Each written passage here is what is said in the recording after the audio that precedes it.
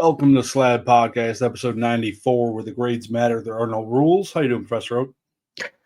94. Every time you say a number of the podcast, I'm like, how?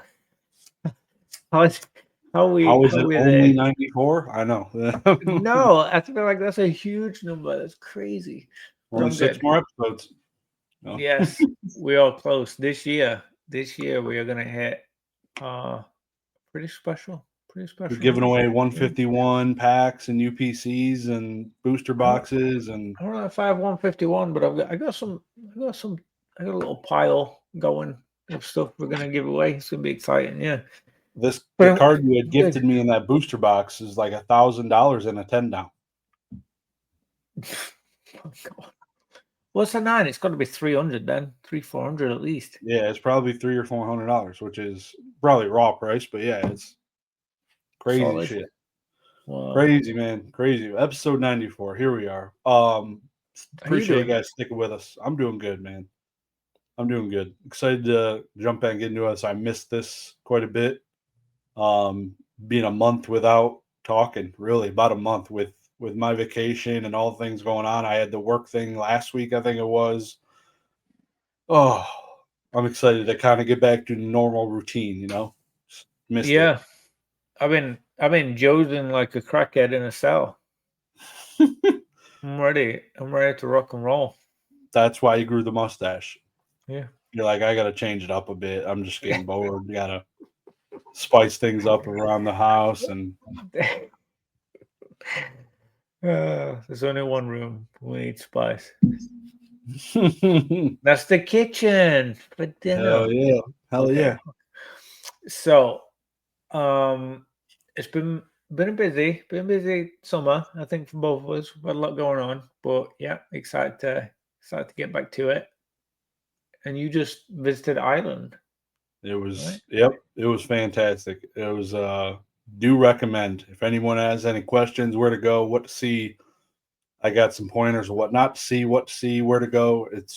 It was so cool. So 10 out of 10. Do recommend. We were there for 2 weeks, so it was legendary, man.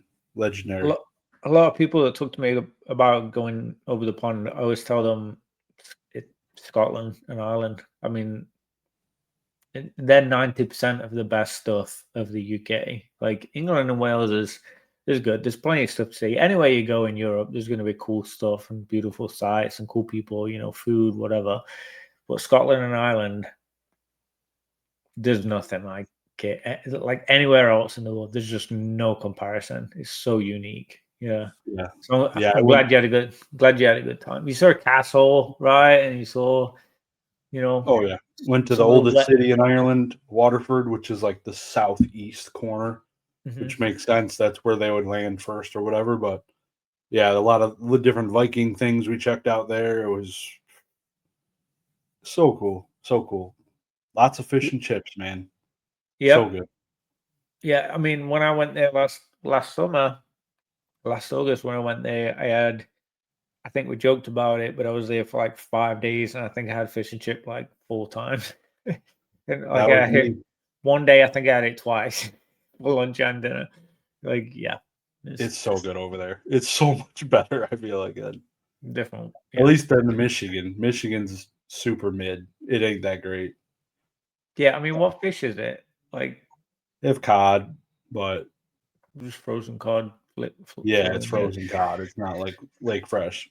Salmon's not bad here. Cod's great. I mean, I love cod. But it's not fresh English fish and chips. It's not the same. Yeah. Yep. I like salmon too. Salmon's good. Yeah, salmon in Michigan's pretty good. A lot of salmon fishing. But yeah, so that's where I've been. It's been busy, man. What about you? Bored? Just twiddling your thumbs, waiting for me? I haven't stopped for a second. I've been busy. Genuinely, yeah. I've missed it. This is like my time of the week that I'm like brings me joy. This brings me joy. Seeing you guys in the comments and talking with. I mean, it's all right talking with you, Josh, but it's the viewers. It's the viewers that I'm here for sure. Yeah. I got to drop something before we get into our spicy comment real quick. You might know about it. You might not know about this. There's a new podcast starting today, the day this airs. New podcast, new Pokemon podcast. And it's a couple people you probably know. Any guesses? Do I know about this? I don't think you do, because it was kind of new. Like, they announced it a few days ago, I feel like. I don't remember reading that. Take a guess. Two people. One of them you for sure know. I feel like you know the other one, though. JD Vance and Erica Kirk. Pokemon podcast, my guy. Oh, no. Okay, so Jesus Christ. Kash Patel and who? The FBI director. Oh, and Ben Shapiro. Yeah. Ben probably does have Pokemon. Ben definitely is a Porygon fan. Oh yeah, he definitely is. No, Jodo Jake and Ernie. 8 I did see him post that. He posted the video. I think he said it was tomorrow. It's the day this airs. Yeah, Thursday, 8 p.m. Central Time. Okay. Or 8 p.m. Cali time, I think. Makes more sense. They're both in Cali. So, yeah, that's airing today. As you're reading this, I'm going to link it down below in the description. Go to that channel. Go check out their podcast. It's going to be a banger. Collectors, investors, fake collectors. They're not fake collectors. Definitely check it out. It's going to be spicy. I don't think it clicked to me that it was a podcast. I thought they were just doing a video together. So I remember seeing it, and I commented, like, I think I said, "Oh, like, that's exciting" or something. Excited to watch that one. If that's a podcast, I mean, we got some stiff competition. It's the only competition, really. No, I mean, we're not Robo Skills, but I'd rather not be them. So I'm happy where we're at. We got some good content. I got a few more watch later. I've been pretty good about listening. I'm getting ready in the morning and during my lunch breaks and stuff. I've been soaking stuff up, and it's cool. Yeah, I'm excited for that. That's a good one.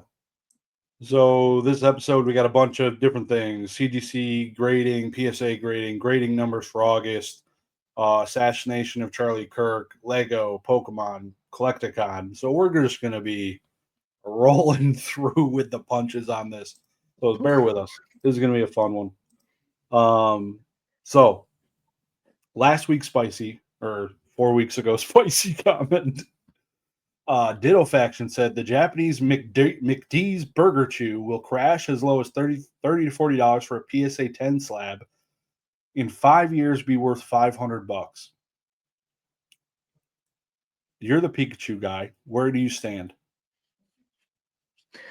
5 years is so long. So when you think about business, I'll get to the Pikachu part, but I want to talk about the time frame part, because that I feel is like more exponential than anything in that comment. Like, when I first started the company I was at, it was pre-COVID, and we talked about 5-year plans for my team that I was running, the department group that I was running a few teams in, and then the company as a whole. So it was like the three levels to it. Like, what we're looking at in 5 years, and we just couldn't really visualize it. It just seemed like so out of focus, just so far in the distance that it just didn't seem realistic. So we ended up doing like a 3-year, kind of settling on that. And then when COVID hit, it was like, okay, what we're doing for the next year, because like things are crazy right now. And then we kind of went back to 3-year, and it's just, I mean, really, 5-year in personal life, work life, collectibles, anything, is so far. 5 years, it's short time, but it's so far out. So the thought of any kind of price judgment, it's just not. It's not even a concept in my brain. What I will say is, though, any Pikachu, if you're paying $30-40 at the low, you know, at the door price right there. I mean, you can't lose, right? Because even if you keep it, you spend $30-40 on a Pikachu for yourself. Yeah. That's a fantastic card. So I feel like he's kind of set himself up for success with that comment. Doesn't feel spicy. It's just, yeah, it makes sense. I just don't know about the 5 years, $500 thing. I don't know how on board I can get with that, with how difficult that would be. But $30-40 for a PSA 10 Pikachu, you're not losing. Even if you lose money, you're not losing. For me, that's my perspective. What do you think? Do you think it is more predictable 5-year market? Do you know what the current price is for a PSA 10? Mm-mm. Take a guess. 80? To give you an idea, Uyama's Pikachu is $2,000 in a PSA 10 now, I think, or more. That's your favorite Pikachu. Makes it feel sick. I think it's $200 for the Burger Pikachu PSA. There's no way. Yeah. No, already? Yeah. Okay. Actually, no, I'm wrong. $300. So, I think he's cooked on that alone. So, yeah, not great. I thought it was like 80 to 100. Yeah, I mean, if it's at that price, it's not coming down to 30, 40, first of all. Yeah. So that doesn't make sense. Yeah, I just looked it up, but there's current bid, like there's bids racking off right now. 326, 335, ending in 4 minutes. Yeah, I didn't realize it was hitting that hard. Yeah, Pikachu's hot, and that card's guaranteed in every pack. People. Yeah, some of the cheap, pretty common Pikachus I've seen some for 60, 70, $80, and I mean we've even seen some of Celebrations cards that were printed to the moon. Been selling decent prices lately. So I don't know. It just feels like everything's hot. Everything's iron hot. Like smoking. I don't know. It's ready for the anvil. Yeah, pretty much anything that's coming out new is striking hot, but there's still like there's tons of McDonald's Pikachus from the prior years, not the really old ones. Those ones are still valued, but 2021, 2022, nobody gives an F about those Pikachus. Nobody. This one, though, give me that Pikachu. It's really strange. So it's definitely not normal. I don't know. It's very weird. But, yeah, so I think, in 5 years, I totally think it'll be $500 based on the rate we're going. But hang on. When you say that, do you think it could get to 500, or you're like, oh, it's going to be at least 500? Like which? Oh, okay. The way it's trending right now, it's going to be like the next Van Gogh. Like the shit's so whack. Like this is literally Van Gogh. October of last year was $400. Now it's in a PSA 10. Now it's $2,300 to $2,400 in a 10 in a year. I don't see it at 500 in 5 years. So you think Pokemon's dipping then? Or you just think that card is? I just think that card's like, I think it's in the hype.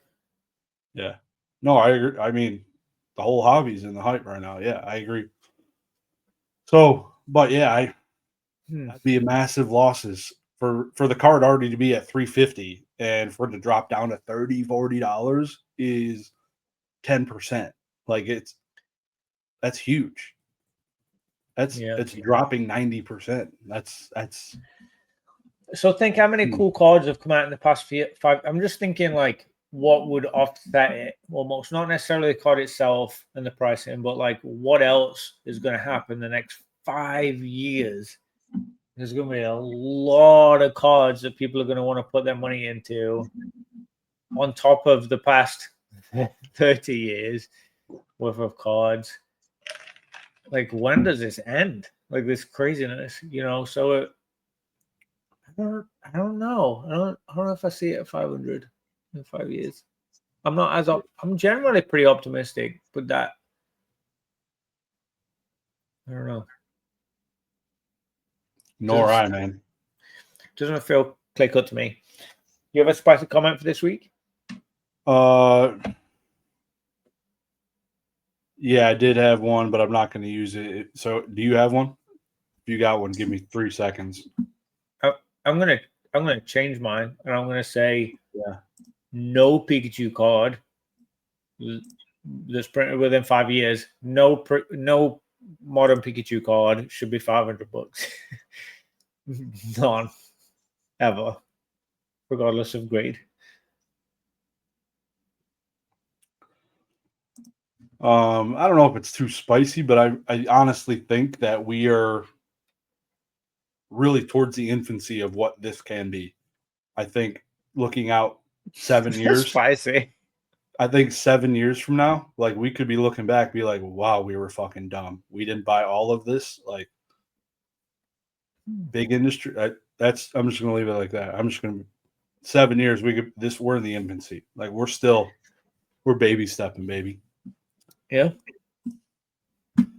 All right. We already talked about number 4, really where we've been. So if you want to run through the graded numbers for August, because we're already basically through September, but here we are. Rolling into this. August had some big numbers. I mean, we're not playing around through summer. I feel like we've talked about this last summer, where summer and like January, February, like things kind of peter down. Yeah, I remember last year you were saying, people get busy in summer. They take vacations, they take time off work. They have other focuses, right? You enjoy the weather outside, you do stuff with your family, that kind of stuff. Yeah. Things kind of cool down, and then January, February, things cool down. This January, February, it didn't. They started to actually ramp up, but in general, things peter down because of all the spending from the holidays and whatever. But we did in August. We did 1.5 million cards in the top few companies. So let's talk about it. PSA did 1 million. Yeah. Oh, I mean, just unreal. Like 1 million, just 1 million slabs. You imagine how many cards that is. I'm trying to picture that like in my house. Even 1,000 slabs would take up a decent chunk of a room. But 1,000 of those, 1,000 thousands, seems uncountable. Like that's such a large number to kind of process. And in 1 month, knocking that out just through August this year just seems ridiculous. And CGC knocked out 400,000. Like even them, they're creeping up 40% of what PSA's done. That's got to be one of the closest numbers that they've had to what PSA's done. So big jump from them. I'm going to skip that one. Let's talk about Beckett. They did 28,000. Consistent, I guess. I mean, they're creeping along. Yeah, they're creeping along. They're doing what they do. People know what they're there for. They know what they're chasing. Still haven't made life easy for us submitting and getting black labels, that kind of stuff. That's really all anyone wants is black label. And then SGC did 6,000. Phasing out.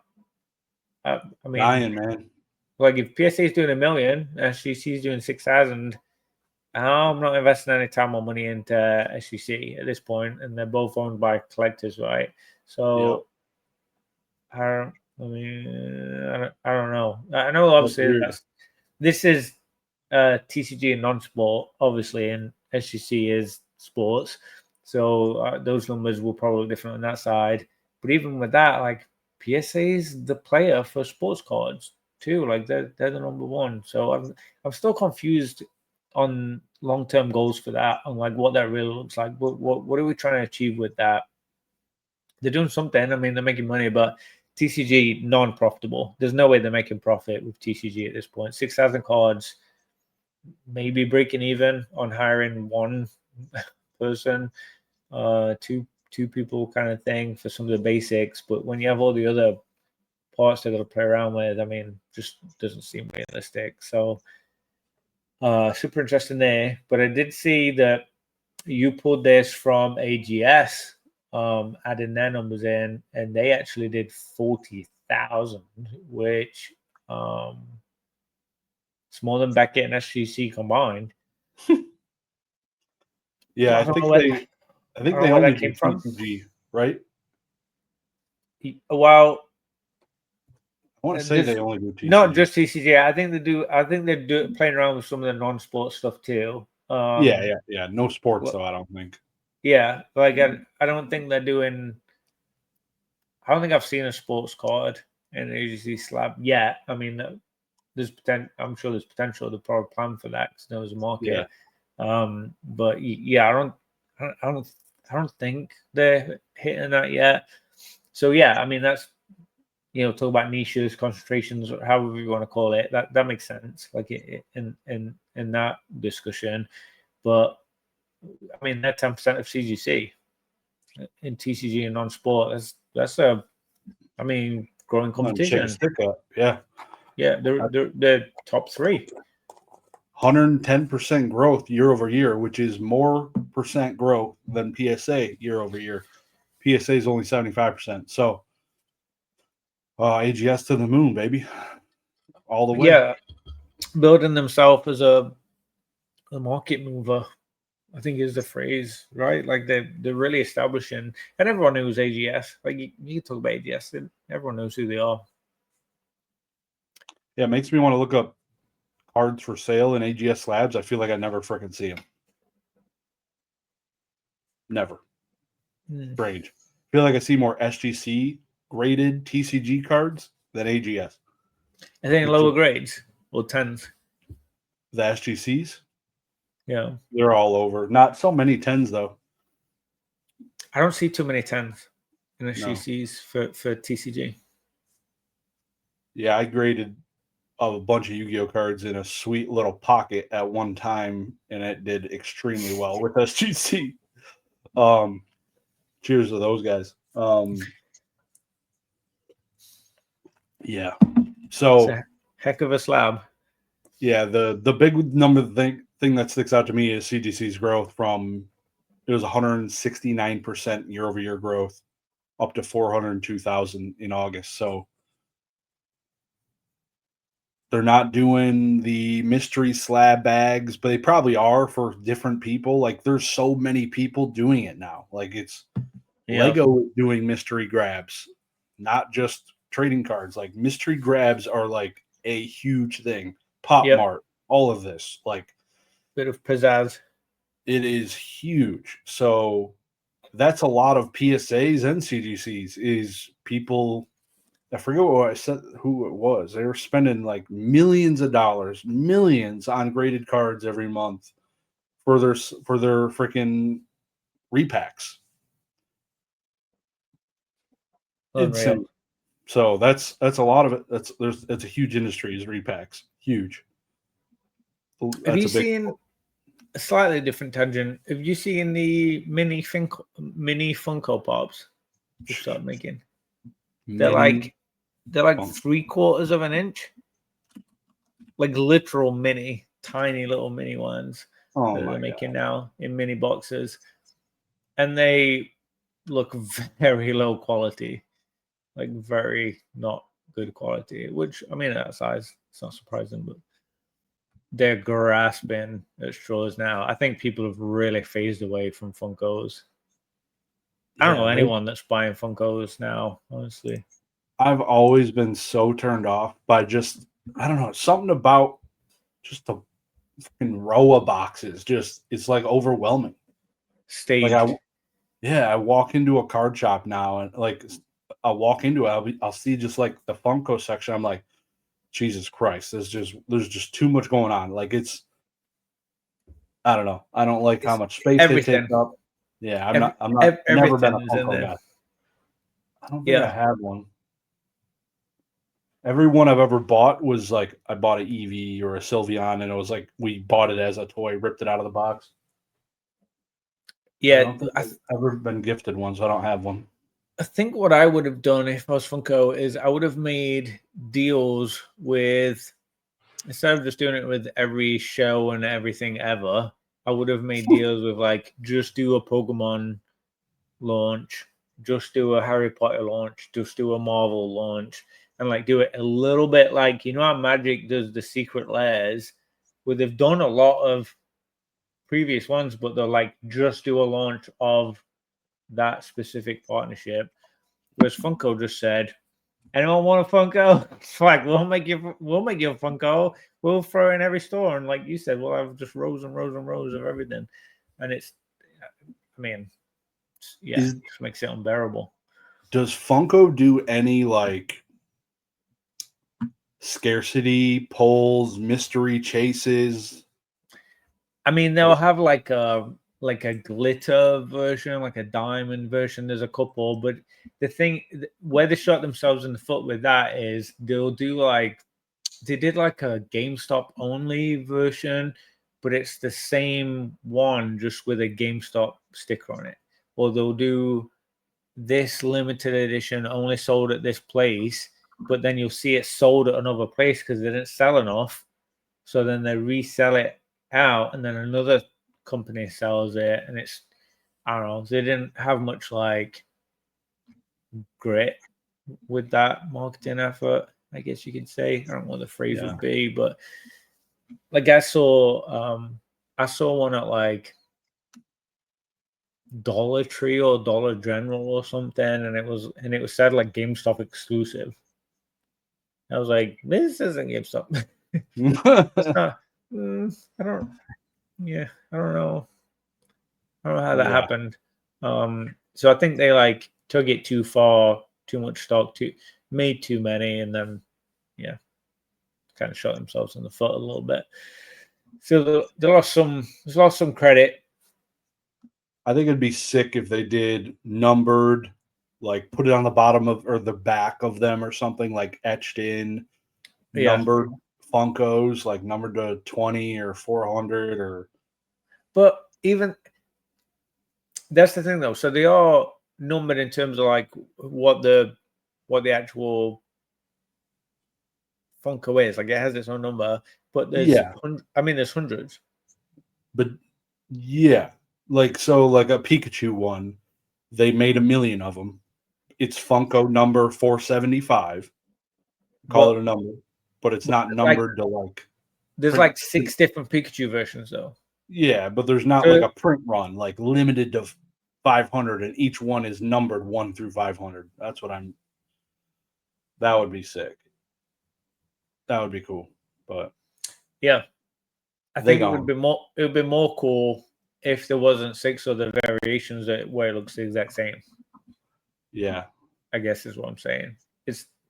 They've overdone it, and they're struggling. They're not in a good spot. But yeah, I didn't mean to bring up a whole other tangent. I'm sorry.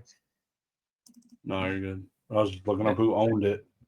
Those mini Funkos are, not. It's their last hurrah. Yeah, not for the win. They should have did mystery boxes or something. Like, get on the wagon, dude. What are we doing? They needed to do better with some of the partnerships. Make some like you're saying with the number, like some exclusive stuff, and really make it feel special. It doesn't. You were just saying you walk in somewhere and you see just rows and rows and rows. That does not feel special. Customer experience. That like.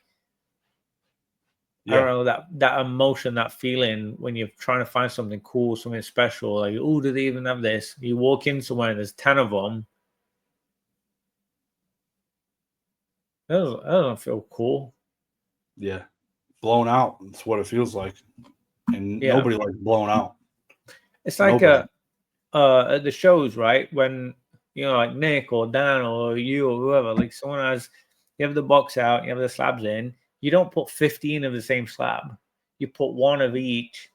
Even if you have duplicates, you put one of each one. If it sells, you just replace it. You get one out of the box. You put it there. Like you want it to feel like that's the only one you have, like the special, it's unique. That's like the one you have for sale. It's like that. Funko and go, fuck. Like just went balls to the wall printing all that stuff. So shot themselves in the foot. Should talk not grading numbers. Yeah, so I was gonna jump into these. So basically the state of the grading. I saw a post today. Tomorrow, PSA is changing their pricing. Yeah. They're changing the pricing, updating their turnaround times. Not down. Yeah, it ain't getting cheaper, boys. You better not getting cheap. Grab your ankles. Grab your ankles. We're not doing $10 grading anymore. No, and yeah, we're definitely not in Kansas anymore. The last time I remember price of bulk being $20 was when they were going into shutdown, and then coming out of shutdown. Mm-hmm. So are we going into shutdown? Like, that's one of my concerns, is that ever happening again. The turnaround times are getting shit. And the grading is getting worse because they're hiring a month. Yeah. They're hiring mass, and I don't know. So that's usually what happens. When they start doing mass hiring, the grading usually declines significantly. The consistency is not there because these people are making $15 an hour. They're not experts like we are. They might be seeing a trading card for the first time when they go apply for this job on Indeed.com. They're like, 9 to 5, I'll take it. But yeah, so state of grading at PSA, value plus 20 business days is going to 25 business days. And the value max 15 business days is going to 20 business days. So everything's shifting roughly 5 business days, even the express up to 2 weeks. The value bulk is going to $21.99 an item. The value is going up $3 to $27.99, and the value plus is up to $44.99, up $5. So seeing a big shift today, the day this is posted on PSA. So if you didn't get your submission in yesterday, sorry boys, you're missing out on some cheaper prices. When's the last time you submitted something? $45 for an almost 6-week turnaround. It's dark. That's so bad. It's awful. That's expensive. Yeah, that's not great. With shipping, I mean, that's a 6-week, easy, a 6-week turnaround for $45 a card. I don't love it. I mean, that is, tip my cap to CDC. Their current turnaround time for $46 is 10 days.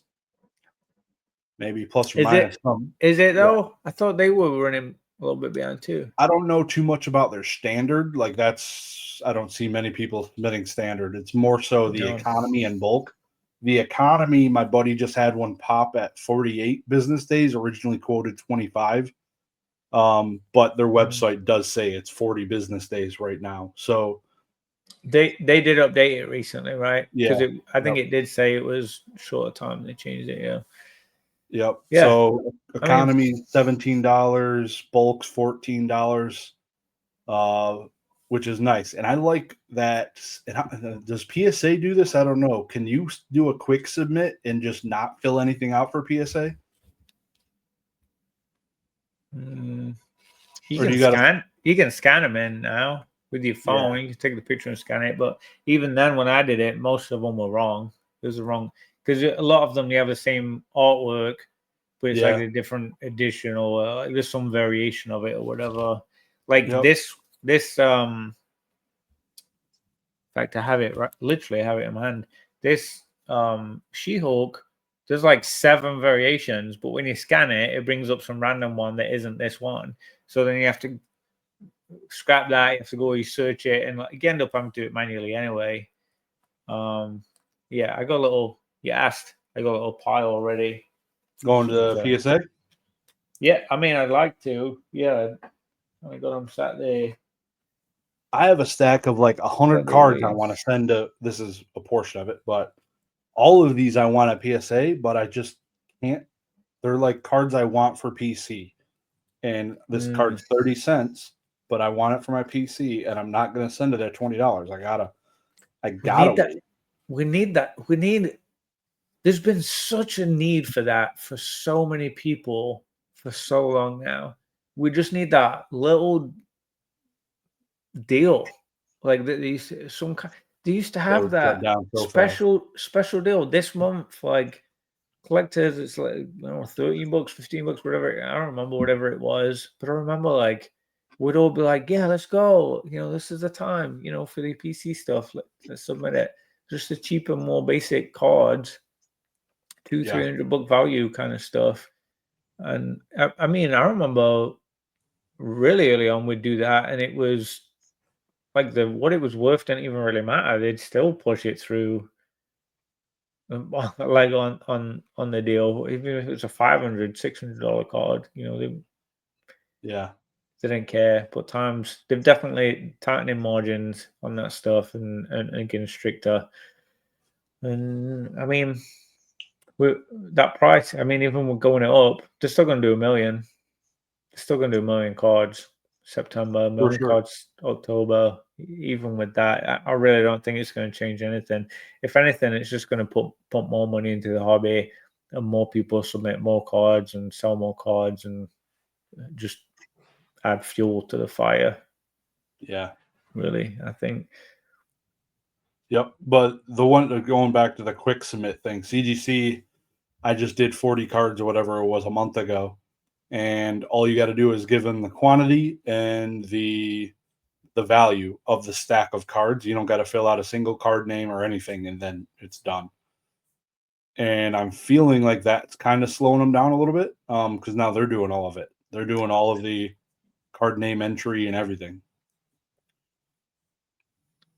I don't think I did that. I feel like I entered mine. That's great. And it's the same price, literally the same exact price in turnaround time for a quick submit bulk and regular bulk. So I don't know why you would ever, like, you would think they'd make it $1 different or something to kind of make people try and do their own paperwork. But I guess I mean, the graders go look at it and make sure it is that card anyway, right? It's like almost kind of the verification of the card when they're checking it. Well, probably not the grader, when the intake person. Well, I forget what they call it, that stage, but that like intake person that opens them up, gets them all in order, make sure everything's good, ready for the grader. On the pizza tracker, I guess they're kind of already doing that, so that makes sense. It could be the same price, just that entry, typing it out rather than just, yep, it is that one that person said. It's, you got to type it out and add it in. I like that. I think that's fantastic. It is fantastic. In fact, you're making me wonder if I should just so much cheaper too. CGC, yeah, that is cheaper. Well, let me know, because I have the ultra whatever membership. I don't even what percentage. I get like 35% off or whatever you get. Like it's a noticeable price difference. I could just send you mine and you just add it into your stack. Yeah, I don't have a stack right now. Like, these aren't going to CGC, so. But I could literally in the future, though, yeah, that could be good. I was just thinking, I was like, literally, all you got to do is tell me how many cards you're sending, and I could just print the freaking form and perfect. Email you the form. Yeah, that's it. I wonder how the submitters, the middlemen, are doing lately. I haven't heard much from. I don't know who's doing it now. I can't think of anyone I know that's nobody's going to do it for CGC, because CGC is doing it themselves, right? Like, that's why you paid a middleman. You didn't want to type it in. That's what made me think of it. Like, yeah. But PSA, there's definitely. I actually, when I do sports cards, I literally, it's onesie twosies. I drop them off at the sports card shop down the road.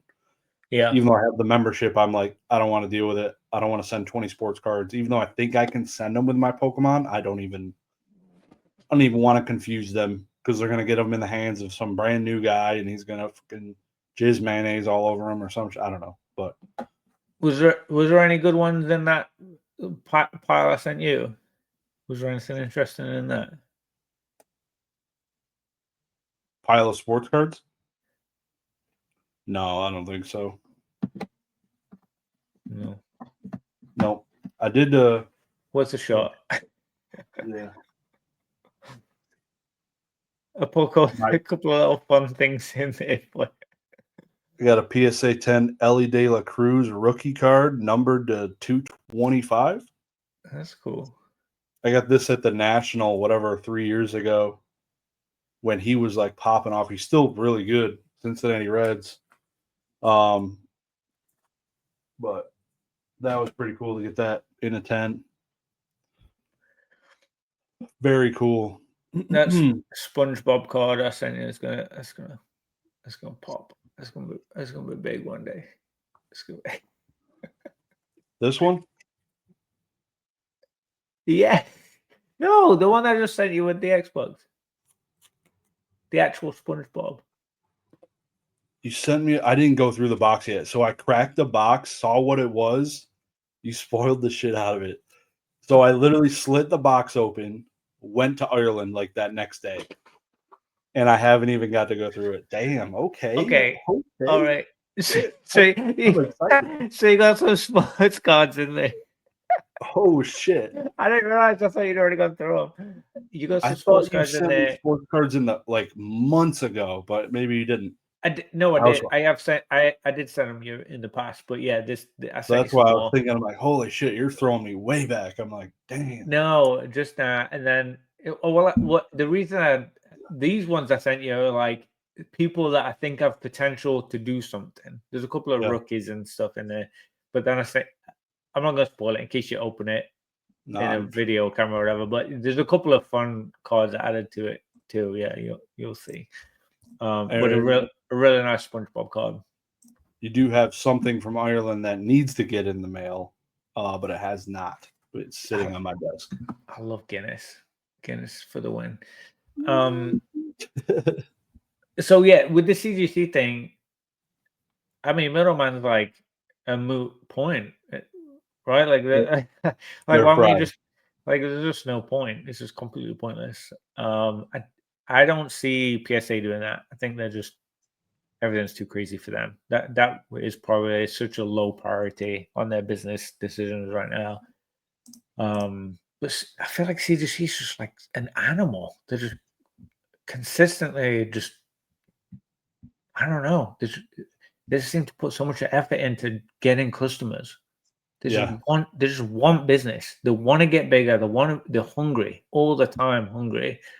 I think that's something I really appreciate about them. They're a hungry business. They're in that like cannibal stage. They just want to take everything over, just run with it, and just make things happen. And PSA is like, yeah, we're the dogs. Give us all your money. You know, we know what we are, kind of thing. They're just completely different atmosphere.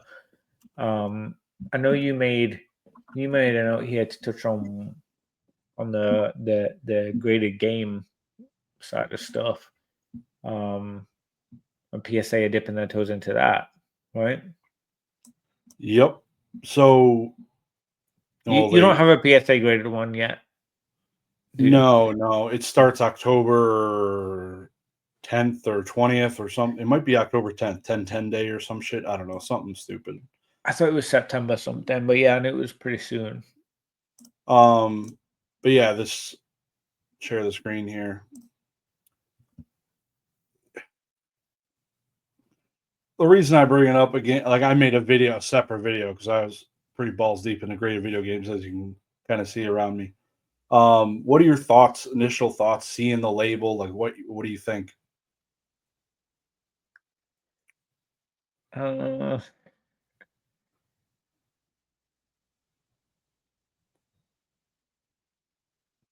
10 out of 10 or 9.4 out of 10? I'm really mixed. I feel really mixed vibe from it. I have that like, I just feel like games just need, I don't know, they need something different. Yeah, this needs an edge. It just feels like not that they got it wrong, but they missed something. Like it needs like just one slight edge on there, something to make it feel a bit more special. Yeah, that's why I kind of like these old Wada cases. Like they're kind of blocky, like something a little 3D to them. Unique. They're very unique. That looks like a PSA slab, which is their intent. Yeah, you know, it is what it says on the tin. Like it's literally what it says on the tin. You get what you get. Yeah. You buy it from the shelf. You know what you're getting, kind of thing. I think my issue with it, thinking a little bit more that, like, what is this in 5 years? So Collectors, so those of you who don't know, Collectors owns Wada, who grades video games, and they're basically just taking Wada and rebranding it to PSA games. So is this completely dog shit in 4 years when nobody remembers what Wada is? Like, is this are they forcing my hand essentially to reholder 20% discount to reholder? Because in 4 years, nobody's gonna, the old heads will, but all the new blood coming in, they're gonna be like, God no, why would I want this company that doesn't exist? Okay. So my nerd brain is coming out here, and what I'm thinking of is old PSA. Just think back to slabs, old PSA slab labels, right? With the old, before they got all the security and lighthouse, that kind of stuff. I don't want to buy an old label for something expensive, something nice. Like I don't want to risk that shit. I want the current stuff where I know it's easily verifiable. I can check the cert. There's like, I don't know. It just feels more confident having the newer. Everything always feels good new, right? That's why everyone buys the fancy new iPhone or whatever. It feels a little bit like that.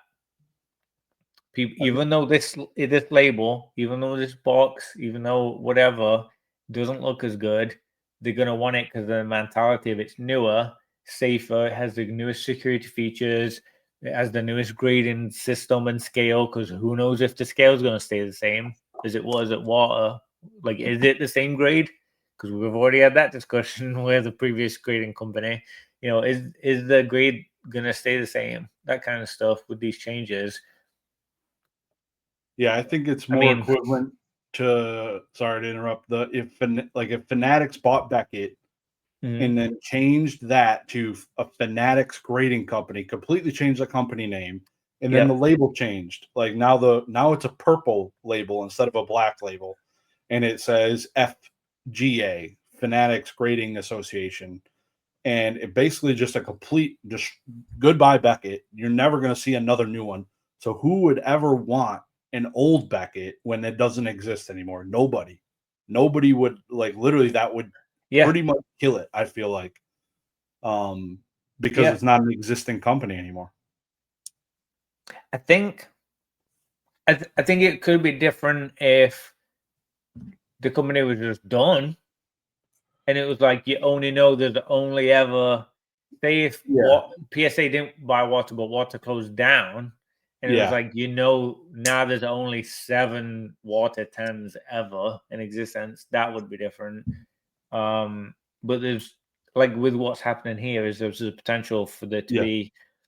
Well, here's the other thing too, which we've talked about before, is if everybody cracks their Water slabs, change them to PSA slabs, which I don't know how much that happens in games specifically, but we know it happens in cards, and they don't send that label back. Is the pop report even accurate? No, it doubles it. Like that could be a problem too. It's all the same website. It's all the same website, all the same pop report. And if it's not a 10, that's always going to be, you know, potential. Like I don't know. Like pop report could be an issue, because for me, if I had a Water game and I'm like, oh no, wants this, like the price is lower, I'm just gonna crack it and resend it to them. You know, we'll ask them to redo it or whatever with their system. I know, you know, they have that with the card system. We might do it with the the games in the future with the grades. Crack it out for you, put it in their new slab, re-slab or whatever they call it. That would help with the pot report. But if you did it yourself, which people, I don't know, they might do. Got 9.4, maybe you think you got 9.6 potential. Yeah. I don't know. I don't know. It feels weird. I don't love that label. I don't love it. I'm not excited about that label. The gold one's kind of cute. Like the 10s, it's just a regular 10. Like, I mean, it's tough to get a 10 with a comic book and a video game, but how do they already have a gold 10? How? What do you mean? It's like right there. There can't be very many of those, surely. Probably not. This says it's 1988 printing of the Killing Joke Batman comic. Right, it's 37 years old, and it's a gold label. Right as they're releasing comics. Feels sus. That's questionable. And I know video games are also going to get the gold label treatment, so I'm wondering how long it's going to be until we get the video game or the trading cards, They could happen. I think he said that they wouldn't do that. I think he said it in a. Who are you talking about, Nathaniel? Yeah, a couple of years ago, I think he pretty much was like, no, like never. That's the same guy that said we'd get down to 750 grading again. Yeah, that guy. All right, I believe him. Yeah, we're toasted on that. We're never gonna get good grading prices. Even specials don't feel special anymore. It's been a while since the special really felt special. Yeah, truly. I haven't got excited about a special in a while. It's been quite a while. Yeah, I think maybe since the Star Wars special, which was a year or so ago. Yep. So yeah, I think the video game stuff's exciting. I'm probably, after having thought about it more, I'm probably going to try and just send I only have 1, 2, 3, 4. I only have 4 WATA games. I don't know. I might send them in for a reholder. Got money to blow, right? F it. I think, I mean, I honestly, I don't think there's any other way. I think you kind of have to, especially with how much they're changing things.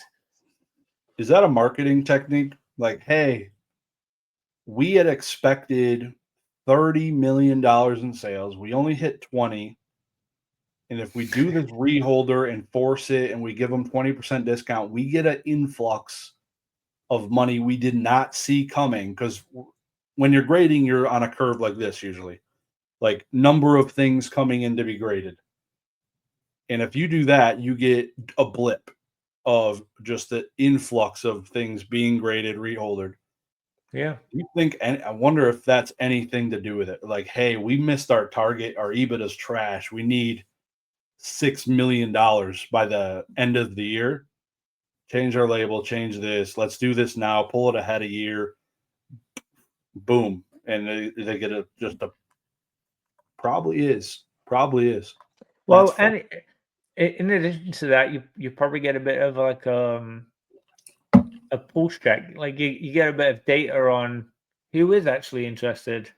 Like who is going to do this? How many are there out there? And what level? Like what kind of stuff are we going to get in?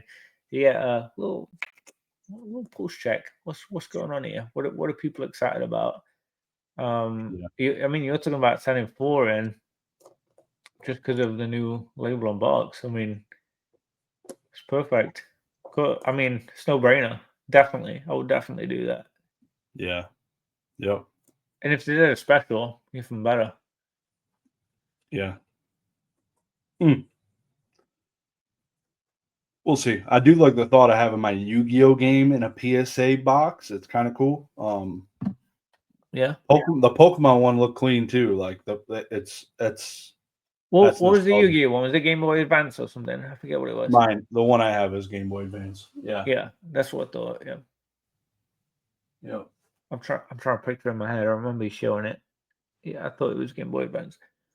It's way up there. I don't want to stand up.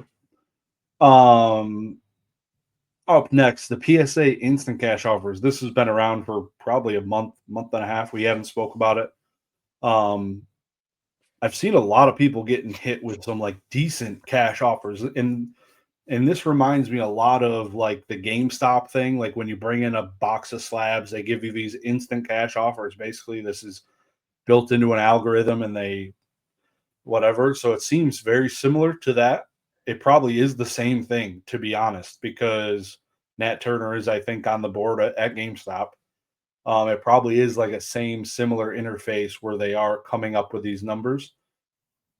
Have you or would you consider doing in accepting instant cash offers? Like, is that something that intrigues you at all?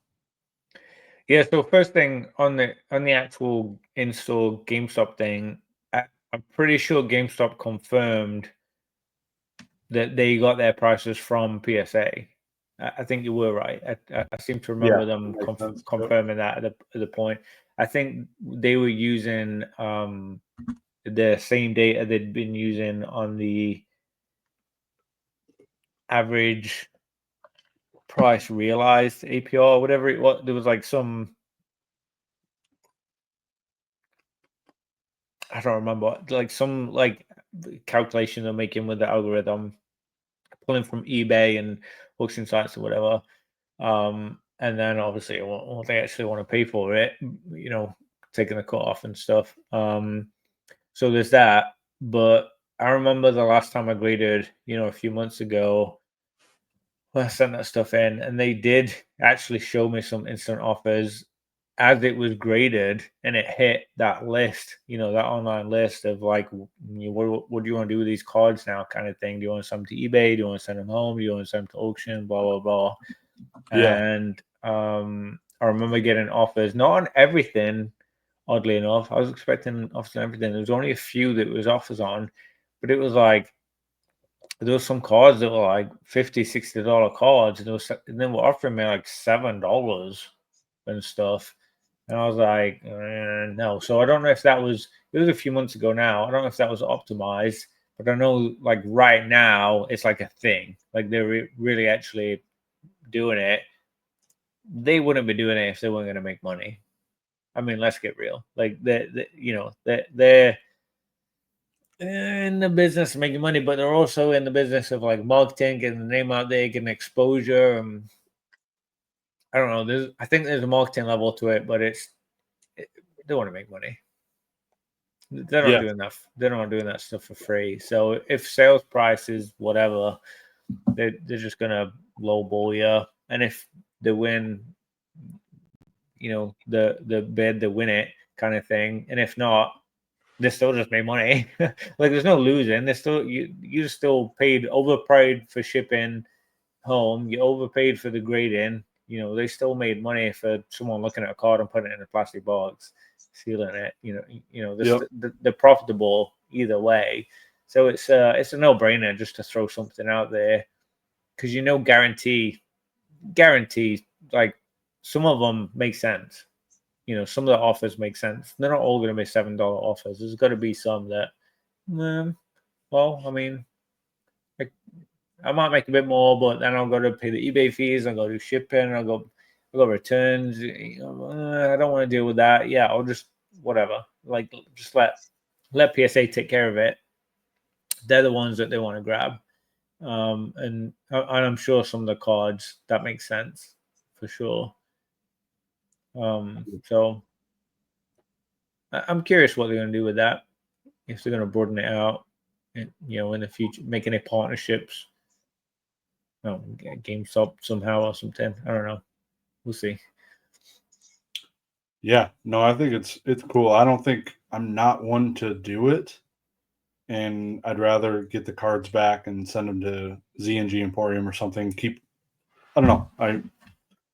I like much more realistic. Yeah. Yeah, and I'm curious, how does it work? Because usually when you do a PSA submission, don't you pay for return shipping up front based on the insurance value and stuff? Like, it's the same price.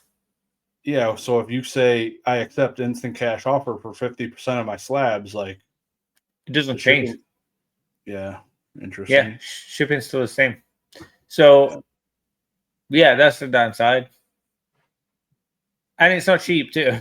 Even if shipped 100% home, like it's still way overpriced. They're taking a cut of the shipping for sure. Yeah, and they're just pushing that to the shipping department cost. You know, the people boxing up and sending them out, but it's not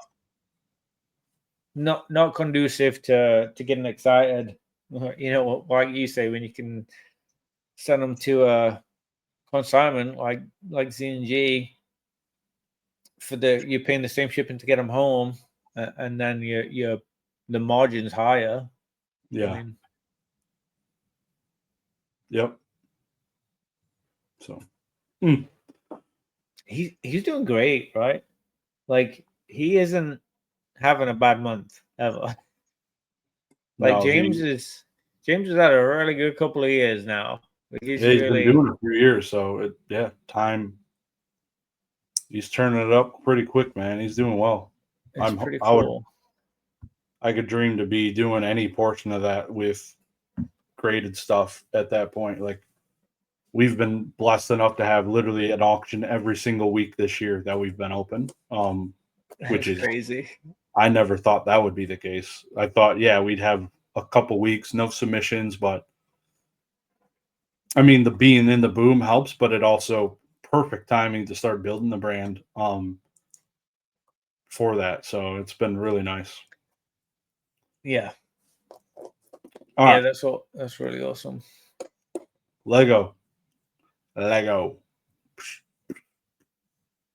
Everybody knows who Lego is. Yeah, pretty much. Everybody knows who Pikachu is. Yeah, pretty much. And Diglett. Nah. A little dig. Did you see my video, my little clip that I posted in the Discord the other day of Candace Owens? Is she the one of the politician type people too? No. Yeah, she does. She toured with Charlie Kirk. Like they set up the AP whatever that thing together and like toured together. They went to Israel together. Yeah, they're like pretty close. She did like a live stream. I was like listening in the background because she was talking about everything that happened. I was like, oh, I listened to this. I like popped up. I clicked on it. I listened. And then towards the end, she was listening to commenters, people that were commenting or like asking questions or whatever. And you'll have to find it in the Discord. I'm not going to do it justice. But she basically said, oh, this guy like has a question. And the guy's username was like Triple Diglett. And like started talking. She just started talking on YouTube. It was like 150,000 viewers or whatever.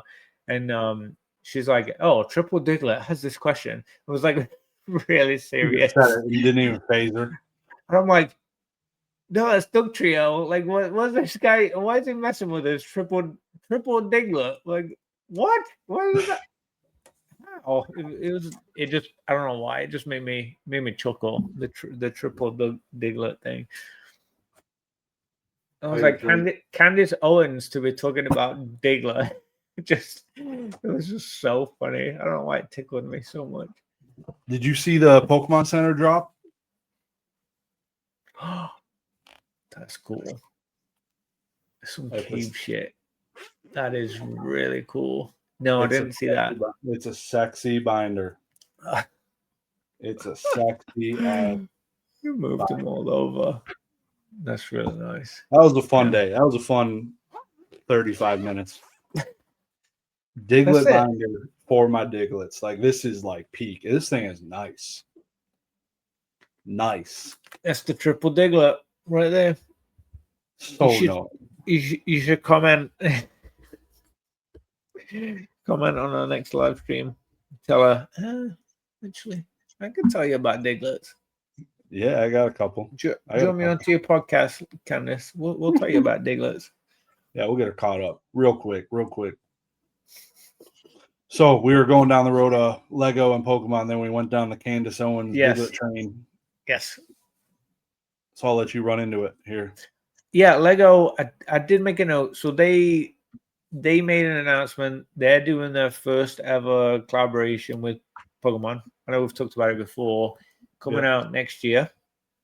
And they said that their feature piece, they're like, what was the phrase? Flagship. The flagship piece is $650. So I wanted to speculate with you before I say what I think that could be. I want to hear your take. What do you think someone would want to pay $650 for on Pokemon Lego? What does that look like in your head? 6,800 pieces for $650. You're talking that's a hobby.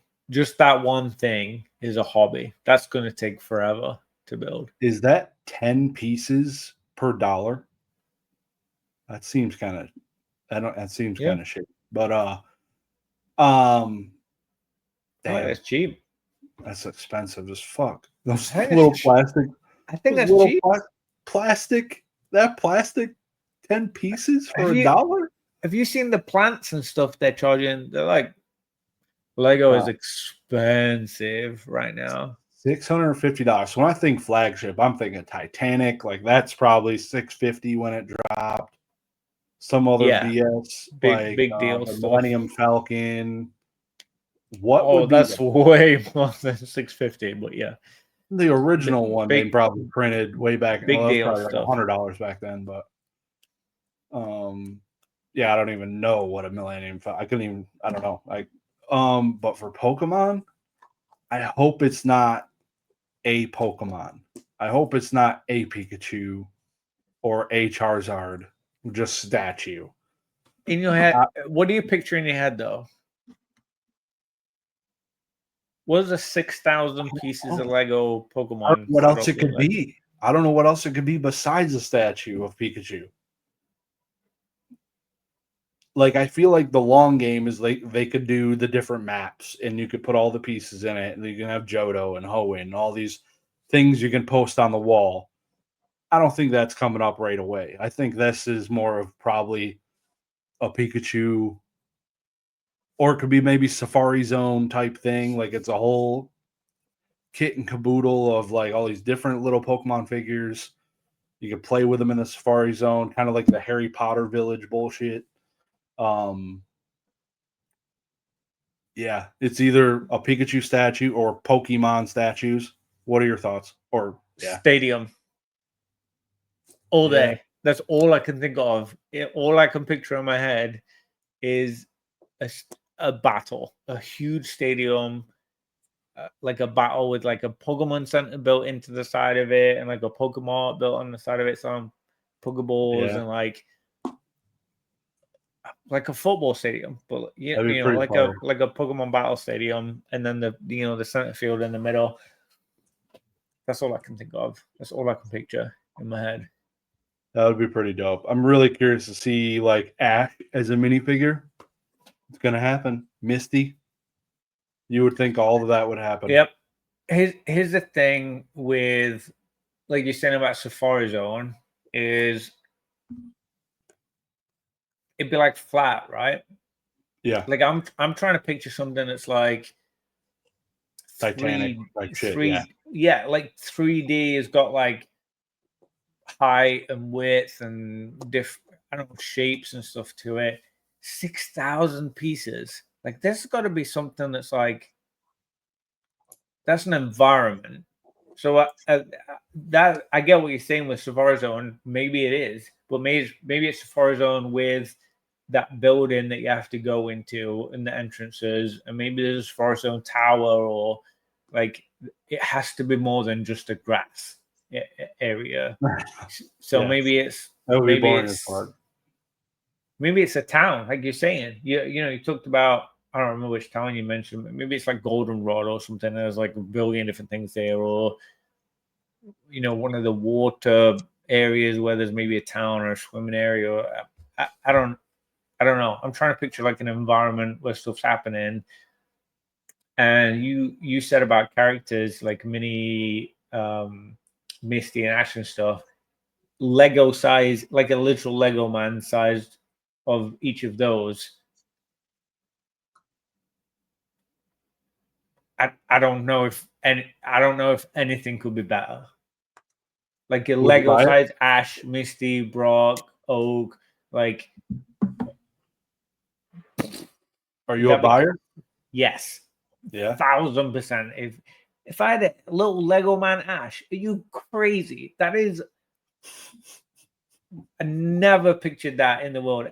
Lego man Ash with his little hat on his head, like little. You can get Mega Block Ash. Unreal. That would be so ridiculous. Unreal. Never mind, you can't. It doesn't exist. They don't do minifigures, apparently. At least they didn't with Ash. Ash isn't in much. Yeah. There's not a lot of good Ash cards. They don't overuse him. He's not saturated in anything. You would open the bitch and put it together, or you would? Where would you put it? I'd probably double order stuff, which I think a lot of people probably would, which we've learned in the past few years that generally when stuff's hot and you want it, someone else wants it, so you should probably buy double and sell the other one. I'd probably buy 2. Yeah. This shit's so crazy. Pokemon is nuts, dude. Like, it is literally bringing back all of the Black Friday vibes, like all the lines and people rushing into shit, and when this drops, good night. Like the line around the freaking mall or whatever it's in, Jesus Christ, wouldn't want to be there. Like, it's not going down in price. Pokemon's not going down, but then also Lego's had. I don't know how, because that was like such a 90s thing that like it did really well in the 90s. And then with 2025, the end of 2025, and it's just this year have absolutely killed it. They have killed it. They are like flying so high right now. So for those two combined next year, it just seems like such a no-brainer. To something to buy and hold on to. Just keep sealed. It's really going to do well. 2-3 years. Some of the stuff that's going to release when this drops in 2 or 3 years is easily going to be 5 to 10x. I would say, easy. So down below in the comments, let me know where the Lego pre-order plugs are. That would be fantastic. Okay, so that is one of the other things I want to talk about. Is it going to be you can buy one? Because I am worried with how much hype from the Lego community and the Pokemon community and people that aren't really in either but want any because they're connected now. I do think this is going to be a pretty big deal. I really do think this is going to be a big deal.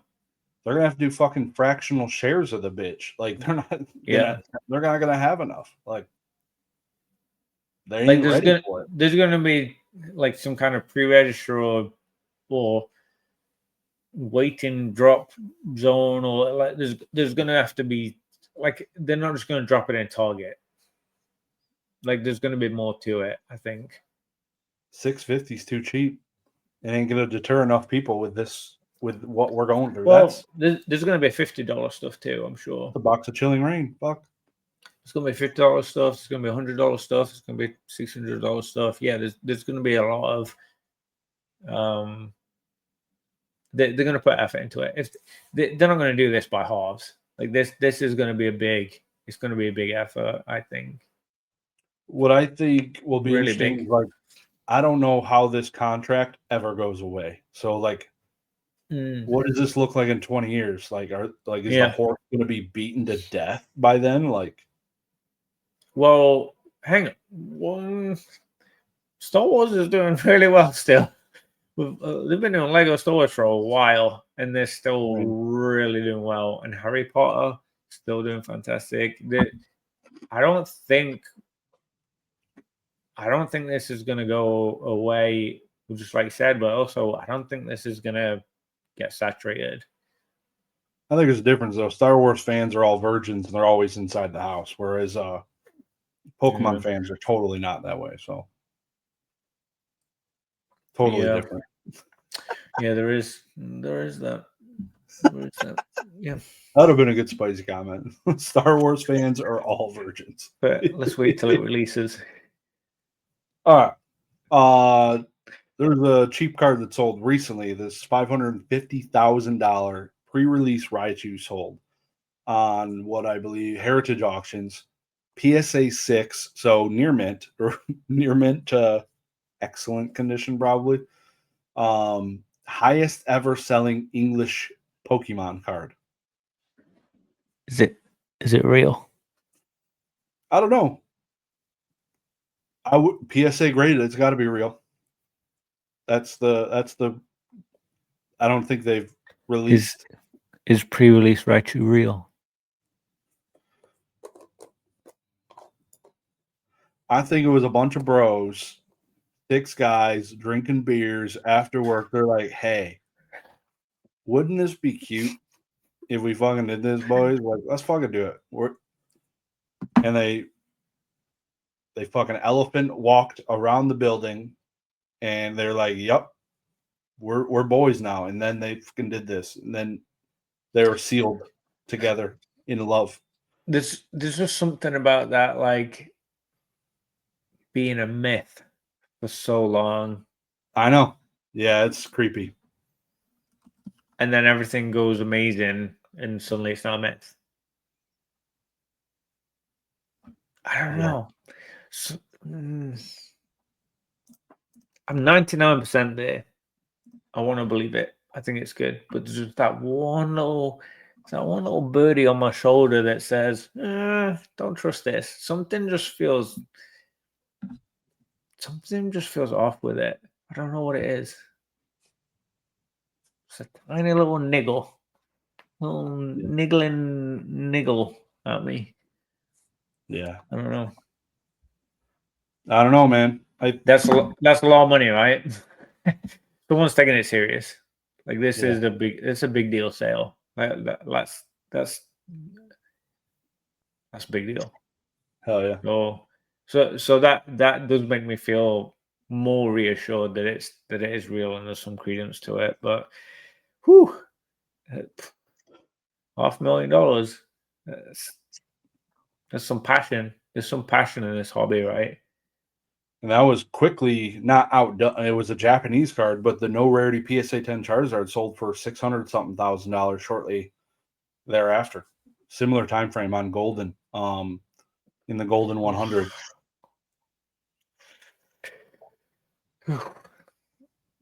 It's crazy. It's that high, and we haven't seen really like $1 million auction yet. I don't think. Mm-hmm. I don't think there's ever been like an auction that happened. It's always these private sales. Oh, the Guinness World Record highest sale, the $5 million whatever bullshit. So that'll be a crazy verified sale kind of thing. Yeah. Yeah, that'll be cool when we can see that happening. That'll be nuts because video games did it when they boomed. They had $1 million Mario. The Mario one, right? Yeah. That dude. Hopefully he's still alive. I'm praying for him because, I mean, he had a bunch of money, obviously, when he did it, but he has lost his balls on that.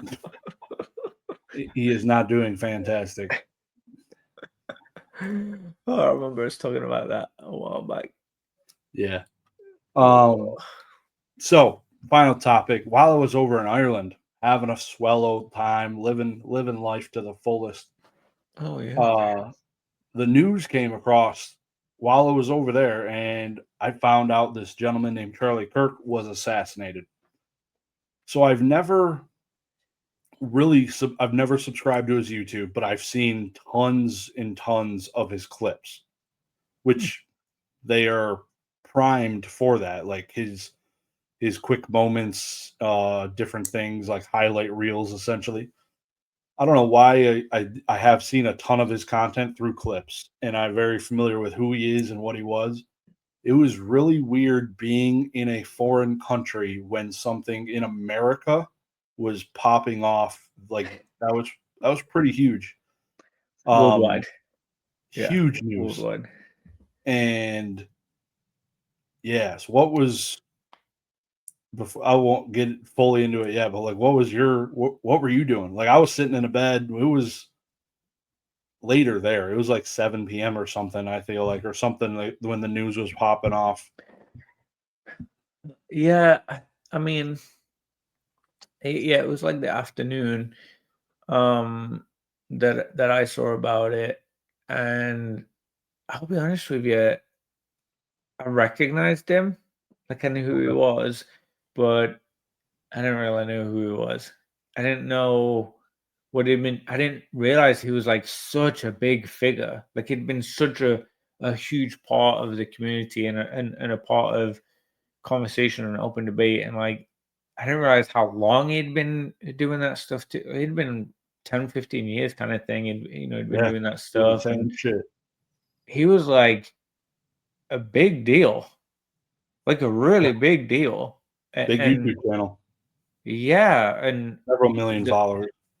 And it was like tried and tested, like true to what he did. Like he like was ingrained in his in his his approach and like what he was doing on campuses and stuff, and just continued to just crush it and and just put the effort into that stuff.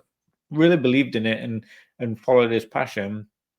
And I had no idea. Like I was like oblivious. Honestly, I felt a bit like dumb because I'm like looking at everyone else. I'm like, holy crap! Like everyone knows who this guy is. Like what a big deal is. Like I feel like I should know this. So yeah, I went and did some research and I looked him up and I'm like, oh wow, like yeah, he was making waves. Like he was making things happen and it's like pretty inspiring to see someone putting so much effort into stuff and the I don't know, just that like I say, like the passion and the care and the intent behind it.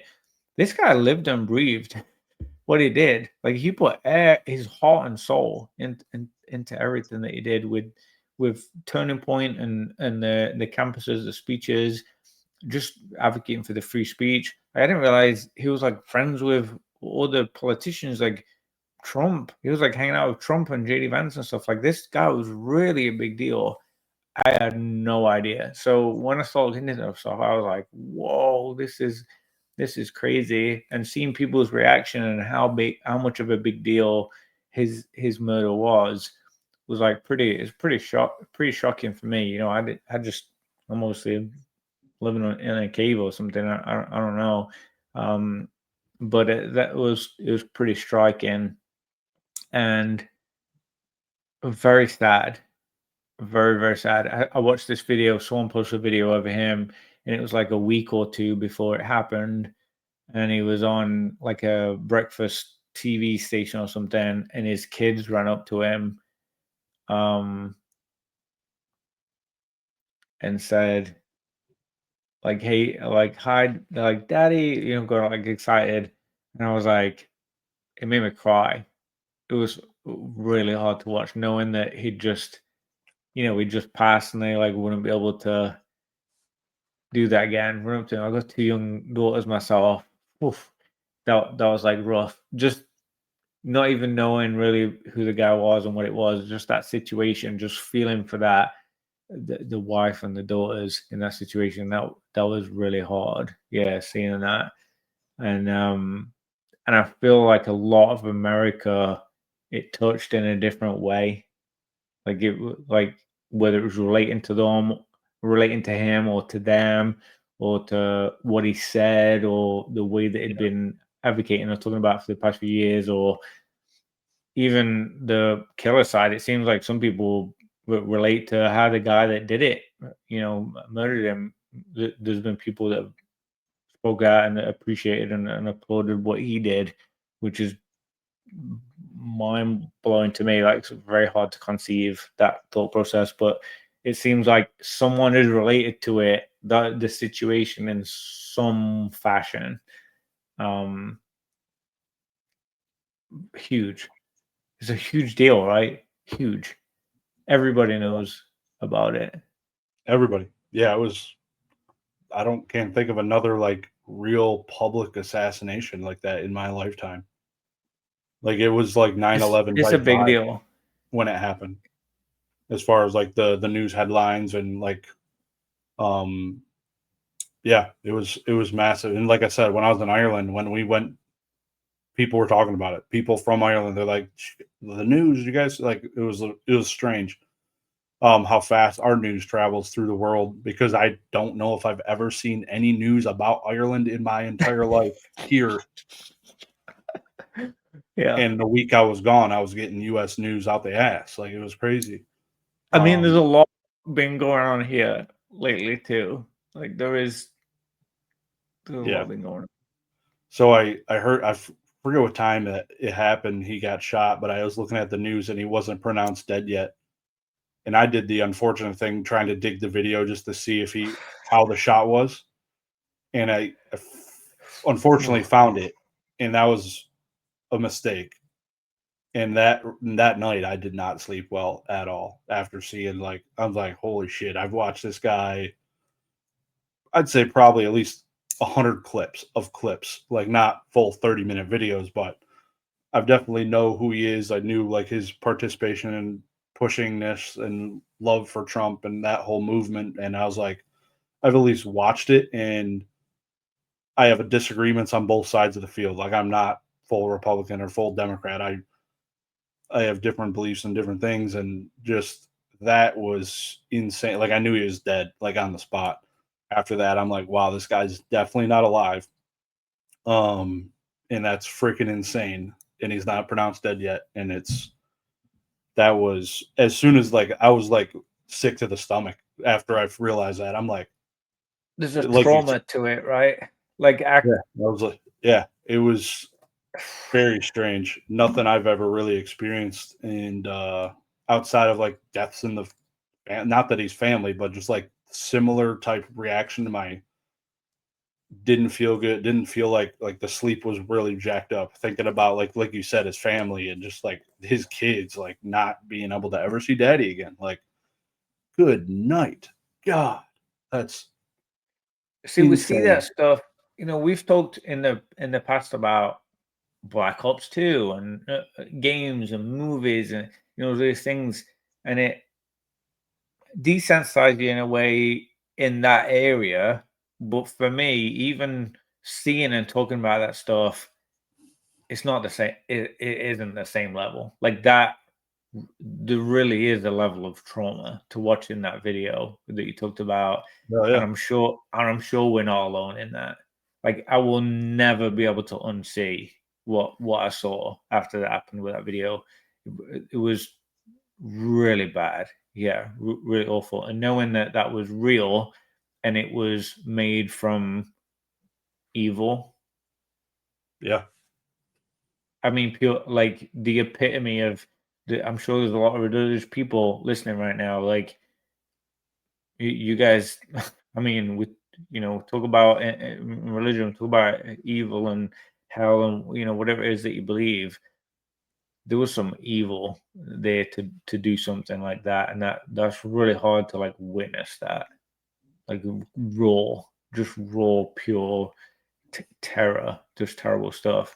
Yeah, I'll never forget it. But those kids, the kids that were there, man, therapy for sure. Like for sure, tough. Wild times. Yeah, I'm glad they found the guy though. The day later, September 11th, the evening of September 11th. Like, good work. So that's going to be this case is going to be. This isn't something people are going to let go. Like this is going to be followed and tracked, and like whether it goes through a court or like what, this is going to be talked about for a long time. There's going to be a lot of like eyes on this. People are very invested, and for good right. I mean, it's a pretty crazy situation, and I think for many, very unwarranted and for some warranted. Bizarrely enough, I think there's like, I think people are just invested in the situation. It sparked something, and honestly, I think the country's a little bit different since. I think the culture of America has changed a little bit from that one moment. Yeah. Yep. I don't know how we get back to before that. Like there's especially, I would say more so with the younger generation. You know, talking about Gen Z, the people that he was really focused on with his conversations and his chats and stuff. Oof. Yeah, I don't know how we get back from that. Crazy, man. Crazy. So, yeah, I don't know. Hug your family. That's what I could say. Hug your family. Tell the people you love. Yeah, seriously, give them a kiss, give them a hug. Tell them how much you love them. Your friends, you know, the people around you. Like you just never know what could happen. Just do good. You know, think good, think positive. F politics. Like it's focus on the people you love. That's above anything else. Kids, wives, husbands, whoever it is that you're listening, the people that are closest in your life, even if it's friends, number one over anything. They are your life, not some random dude that's sitting in a fancy house in Washington. Like the people in your life right now, they're the people that are you. You know, they're the people that are your life. Make the most of it. So, yeah. Anyway, I'll shut up. No, it's good. I'd say it's a good spot to wrap. Yeah, let's wrap it. Sweet. That was a good one. Good catching up. I'm excited for Lego. I'm excited for very close. We're getting very close to 30th anniversary. We're just literally months away from 30th for Pokemon. That's gonna be a fun one. We have potentially, I don't know if we're gonna have some Black Friday sales stuff going on. I know Walmart did a couple of cool things the past couple of years. So we need to keep our ears to the ground with that stuff. But yeah, I think we've got a lot to talk about over the next few months. It's going to be pretty exciting. So I'm busy times, man. Yeah. Awesome. Good stuff. Appreciate you. Leave a comment down below, guys. Give a thumbs up on your spicy topic favorite. Leave your own spicy topic favorite. Whatever you think you want to write. I don't know. We'll see. But yeah, give us a thumbs up. Give us a thumbs up on the video. Share it. Hop off in the Discord. Let's have some fun. Enjoy it. Peace. See you guys.